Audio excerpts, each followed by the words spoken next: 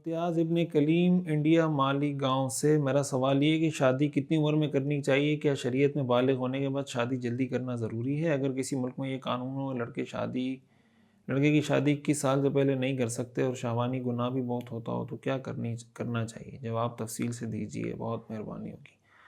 دیکھیں، بالغ ہونے کے بعد اگر ایک ایسی کیفیت ہے کہ اس سے گناہ ہونے کا اندیشہ ہے تو پھر اس کو شادی کر لینی چاہیے، اور آپ چھپ کے کر لیں، بعد میں قانونی طور پر رجسٹر اس کو 21 سال کے بعد کروا لیں، والدین کو سب کو اعتماد میں لے کر اور گواہوں کو بٹھا کے کر لیں۔ باقی جو سرکاری ایک رجسٹریشن ہوتی ہے، جو پروسیس ہوتا ہے، وہ بعد میں کر لیں۔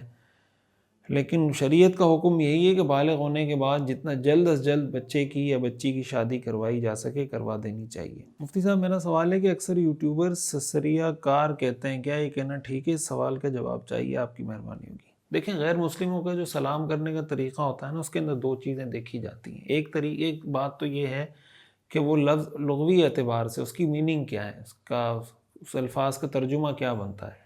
تو پہلی بات تو یہ کہ اگر اس کا ترجمہ ٹھیک ہو، کوئی اس کے اندر کوئی شرکیہ مفہوم اس لفظ کے اندر اس کے مفہوم میں نہ پایا جاتا ہو، پہلی شرط تو یہ ہے۔ دوسری شرط یہ ہے کہ وہ کسی خاص قوم کی باقاعدہ مذہبی شعار، مذہبی علامت ان کی نہ ہو۔ اگر وہ کسی خاص قوم کی مذہبی علامت بن جاتی ہے، مذہبی شعار بن جاتا ہے، تو پھر اس طرح کے الفاظ اختیار کرنا یا اس طرح کے الفاظ سے سلام کرنا یا کسی کو جب ملاقات ہوتی ہے اس وقت اس طرح کے الفاظ استعمال کرنا، یہ ان کے ساتھ مشابہت میں آتا ہے۔ تو اس لیے اس طرح کے الفاظ استعمال کرنا تو ٹھیک نہیں ہے۔ البتہ وہ الفاظ جو کسی خاص قوم کے مذہبی شعار نہ ہو، جس سے کہا جاتا ہے آداب عرض ہے اور آداب اور اس طرح کے جو جملے ہوتے ہیں، تو وہ تو چونکہ کسی خاص قوم کا، کسی خاص مذہب کا حصہ نہیں ہے، اس کی علامت نہیں ہے، بلکہ ایک عام گفتگو کے اندر اس کو استعمال کیا جا سکتا ہے اور اس کا مطلب بھی ٹھیک ہے، تو اس کے استعمال میں تو حرج نہیں ہے۔ لیکن اس طرح کسی دوسرے مذہب والوں کے مذہبی شعار میں استعمال ہونے والے الفاظ کے استعمال سے بچنا چاہیے۔ مفتی صاحب، میرا سوال یہ کہ حلال ہیومن ساؤنڈ سننا کیسا ہے اور اس کو اسلامی ویڈیو کے بیک گراؤنڈ میں لگانا کیسا ہے؟ جائز ہے یا ناجائز؟ حمزہ خان پشاور۔ دیکھیں، ہیومن ساؤنڈ دو طرح کے ہوتے ہیں۔ ایک تو جیسے ہمنگ ہوتی ہے، پھر اس ہمنگ کے اندر بھی بعض اوقات کمپیوٹر میں ایفیکٹ ڈالے جاتے ہیں اس ہمنگ کے اندر۔ تو اگر سمپل انسانی ہمنگ ہے اور اس میں کوئی اس طرح کی چیز نہیں ہے، وہ تو ٹھیک ہے۔ لیکن اس ہمنگ کے اندر جب کمپیوٹر سے ایفیکٹس ڈالے جاتے ہیں تو بعض اوقات وہ ایفیکٹس ایسے ہو جاتے ہیں کہ وہ بالکل گانے کی یا موسیقی کی مشابہت اختیار کر لیتے ہیں۔ تو اگر وہ ایفیکٹس ڈالنے کے بعد وہ اسی طرح موسیقی بن جائے پھر تو ظاہر ہے کہ ٹھیک نہیں ہے۔ ادروائز اگر وہ انسانی آواز ہے، ہمنگ ہے، تو وہ بیک گراؤنڈ میں لگائی جا سکتی ہے۔ اچھا جناب، ڈاکٹر صاحب السلام علیکم۔ کسی کے گھر کوئی مہمان خاتون آئی اور نماز عصر ادا کرنے کے لیے جائے نماز مانگی۔ میزبان خاتون نے جائے نماز بچھا کر ان کو نماز ادا کرنے کا اشارہ کیا اور خود کسی کام سے چلی گئی۔ اتفاق سے جائے نماز الٹی بچ گئی، جس سے مہمان نے قبلے کی مخالف جانب منہ کر کے نماز شروع کر دی، 2 رکعتیں ادا کر لی۔ ظاہر ہے کہ مہمان تو جائے نماز بچھے ہوئے انداز پر ہی قبلے کا رخ سمجھے گا۔ اب اچانک جب میزبان خاتون کی نظر پڑی تو فوراً اس نے اس کو ٹوکا اور کہا کہ آپ اپنا رخ اپنی پیٹھ کی طرف کر لیں، قبلہ بالکل آپ کے پیچھے ہے، یہ رخ غلط ہے۔ اور یہ بات میزبان نے 2 مرتبہ زور زور سے کہی، تب مہمان فوراً قبلے کی طرف مڑ گئے اور باقی نماز صحیح سمت میں ادا کی۔ اب سوال یہ کہ وہ نماز مہمان خاتون کو دہرانی ہے یا اس کی نماز ادا ہو گئی؟ وہ نماز دہرانی ہوگی، نماز ادا نہیں ہوئی، پوری نماز دوبارہ سے قبلہ رخ ہو کے پڑھنی ہوگی۔ میرا نام حافظ قاری مرزا شہباز بیگ ہے، میں ہندوستان تلنگانہ اسٹیٹ سے ہوں۔ ایک سوال یہ کہ فجر کی اذان ایک مسجد میں دے کر دوسری مسجد میں جا کر نماز پڑھنا کیسا ہے؟ ٹھیک ہے، اگر کوئی ایسی شرعی ضرورت ہے کہ آپ کو ایک جگہ اذان دینی پڑ رہی، دوسری جگہ آپ نماز پڑھ رہے ہیں، تو ٹھیک ہے، نماز تو ہو جائے گی، کوئی حرج نہیں ہے اس میں۔ سوال یہ کہ ہماری مسجد میں جماعت کھڑی ہونے کے بعد لوگ آتے ہیں اور وہ لوگ صرف زیادہ تر ایک ہی سائڈ پر کھڑے ہو کر نماز پڑھتے ہیں، سیدھی جانب۔ کیا یہ صحیح ہے یا پھر امام کے پیچھے دونوں سائڈ پر لوگ برابر ہونے چاہیے؟ دیکھیں، امام کے پیچھے نماز میں جماعت میں شامل ہونے کا طریقہ یہ ہوتا ہے کہ دونوں طرف لوگ برابر ہونے چاہیے۔ ہاں، اگر دونوں طرف برابر ہیں، اب کوئی شخص آ رہا ہے تو وہ دائیں طرف جائے، پھر بائیں طرف کھڑے ہوں، پھر دائیں طرف، پھر بائیں طرف۔ یہ جو ایک طرف لائن بناتے چلے جاتے ہیں، ایک طرف لائن بالکل خالی ہوتی ہے، یہ طریقہ صف بنانے کا ٹھیک نہیں ہے۔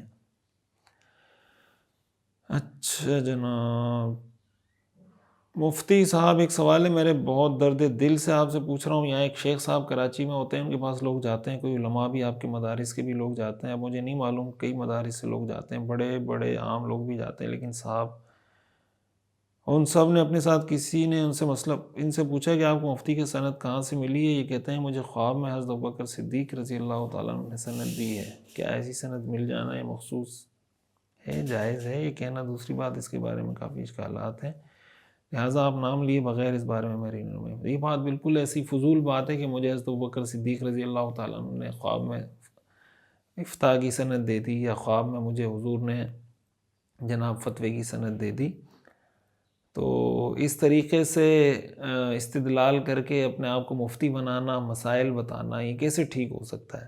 جو ایک پراپر طریقہ ہے، آپ کسی ایسے شخص کو انجینئر مانیں گے، کسی ایسے شخص کو آپ ڈاکٹر مانیں گے جو آپ کہیں کہ مجھے حضرت ابوبکر صدیق رضی اللہ تعالیٰ عنہ نے خواب میں ڈاکٹری کی ڈگری دے دی ہے کہ آپ آج کے بعد ڈاکٹر ہیں؟ تو ظاہر ہے کہ شریعت کا جو ایک سسٹم ہے وہ ایک سسٹم کا نام ہے شریعت، اور اس کے پورے اصول اور ضوابط ہیں، تو اس کے مطابق اس کو سمجھ کے اس کو پڑھنا، اس کی مشق کرنا، اس کے بعد کسی کو مفتی کا وہ اس کو یہ حق حاصل ہوتا ہے کہ وہ کسی کی شرعی رہنمائی کرے۔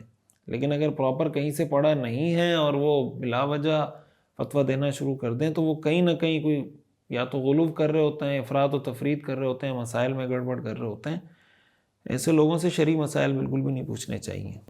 مفتی صاحب سجدہ تلاوت پر مکمل بحث فرمائیں کہ فرضیت یا واجبیت کس درجے میں ہے، اور ختم قرآن کے بعد تمام سجدے اکٹھے ادا کر سکتے ہیں؟ واجب ہے۔ بحث کا تو ہمارے اس سیشن میں وقت نہیں ہوتا کہ پوری تفصیلی میں بحث کروں، خلاصہ آپ کو بتا دیتا ہوں کہ سجدہ تلاوت واجب ہے، اور ختم قرآن کے بعد سارے سجدے اکٹھے بھی کیے جا سکتے ہیں۔ جب کسی کا انتقال ہو جاتا ہے، بہت سے لوگ لکھتے ہیں رضاء الہی سے انتقال ہو گیا، کچھ لکھتے ہیں قضاء الہی سے انتقال ہو گیا۔ ان دونوں لفظوں میں صحیح لفظ کون سا ہے؟ دونوں ٹھیک ہیں، رضاء الہی بھی ٹھیک ہے، قضاء الہی بھی ٹھیک ہے۔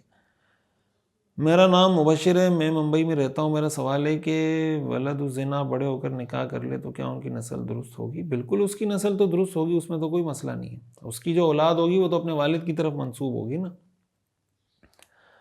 نماز مکمل کرنے کے لیے امام سلام پھیرتے وقت اگر مسبوق نے بھول کر امام کے ساتھ سلام پھیر دیا تو اس صورت میں اس کی نماز کا حکم کیا ہوگا؟ محمد سمیر اشاعتی مہاراشٹر سے۔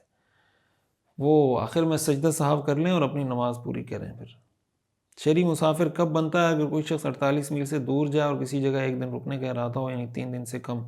شہری مسافر اس وقت بنتا ہے جب آپ شہر سے باہر جا رہے ہوں اور کم از کم 48 میل یا تقریباً 78 کلومیٹر کا سفر آپ کر رہے ہوں، تو ایسی صورت میں 15 دن سے کم اگر وہاں ٹھہرنے کی نیت ہے تو آپ مسافر ہوتے ہیں۔ مفتی صاحب میرا سوال ہے کہ اگر کسی شخص کا سسرال اتنی مسافت پر ہو جس میں قصر کرنے کا حکم ہے، تو کیا سسرال قصر کریں گے یا پوری نماز پڑھیں گے؟ قصر ہی کریں گے، پوری نماز نہیں پڑھیں گے۔ اچھا جناب، ایک خواب کے بارے میں پوچھنا تھا۔ میرے بھائی کو فوت ہوئے 18-20 دن ہو گئے۔ کل میری چاچی نے خواب میں دیکھا کہ وہ صبح کے وقت چائے پکا رہی ہے اور ساتھ تلاوت قرآن بھی کر رہی ہے۔ اتنے میں میرا مرحوم بھائی آ کر کہتا ہے کہ اس بلی کو گھر سے باہر نکالو جو صبح باورچی خانے میں موجود تھی، کیونکہ یہ بلی زہریلی ہے۔ ہمارے گھر میں ایک بلی اکثر آتی رہتی ہے۔ دوسرا سوال یہ کہ مرحوم کے ایصال ثواب کے لیے کیا کرنا چاہیے؟ دیکھیں، ایصال ثواب کے لیے تو دعا کریں، ان کے لیے صدقہ کریں اور تلاوت کر کے ان کو ایصال ثواب کریں۔ تو سب سے بہتر طریقہ تو یہ ہے کہ دعا اور صدقہ، یہ سب سے بہتر طریقہ ہے ایصال ثواب کا۔ اور پھر اس کے بعد جتنے بھی اور طریقے ہیں، تلاوت کر کے اور نوافل پڑھ کے کسی بھی طریقے سے ایصال ثواب کیا جا سکتا ہے۔